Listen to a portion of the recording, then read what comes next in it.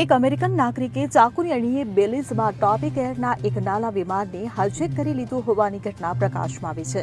હુમલાખોરે 3 લોકોને ચાકુથી ઇજાગ્રસ્ત કર્યા હતા.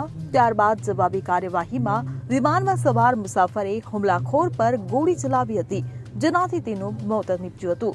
ત્યારે શું હતો સમગ્ર મામલો, જાણો આ અહેવાલમાં. મધ્ય અમેરિકાના એક દેશ બેલીઝના એક પ્લેનમાં ફિલ્મી દ્રશ્યો સર્જાયા હતા. પ્લેનને હાઇજેક કરવાનો પ્રયાસ કરવામાં આવ્યો હતો.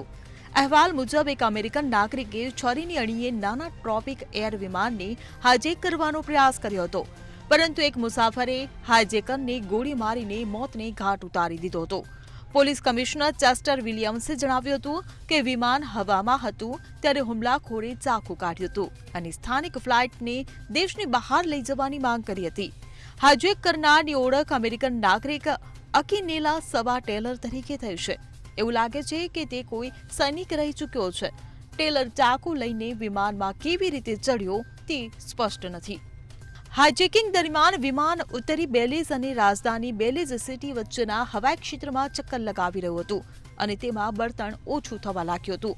હુમલાખોર ટેલરે વિમાનમાં સવાર 3 લોકો પર ચાકુથી ઘા કર્યા હતા, જેમાં પાયલટ અને એક મુસાફરનો સમાવેશ થાય છે. ત્યારબાદ વિમાનમાં સવાર એક મુસાફરે લાયસન્સવાળી બંદૂકથી હુમલાખોરને ગોળી મારી હતી. હુમલાખોરની ઓળખ અમેરિકી નાગરિક અકિનેલા સવા ટેલર તરીકે થઈ છે.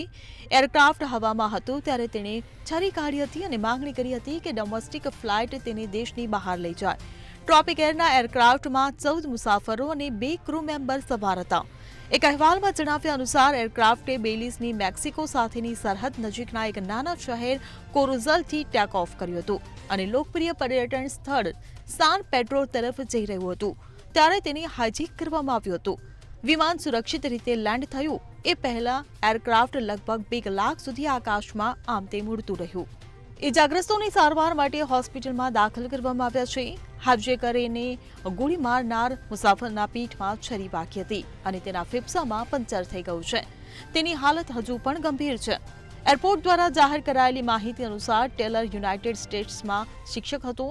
તેમને અગાઉ મિઝોરીના ફ્લોરિસન્ટમાં મેક્યુલર નોર્થ હાઈસ્કૂલમાં ફૂટબોલ કોચ તરીકે નોકરી કરી હતી. જો કે શાળાના એક કર્મચારીએ જણાવ્યું હતું કે ટેલર હાલમાં ત્યાં કામ નથી કરતો. Bureau report CN24 news. હવે જુઓ દેશ દુનિયાની તમામ ખબરો તમારી આંગળીના ટેરવે. ઉઠાવો મોબાઈલ અને Google Play Store પરથી ડાઉનલોડ કરો અમારી CN24 ન્યૂઝ મોબાઈલ એપ.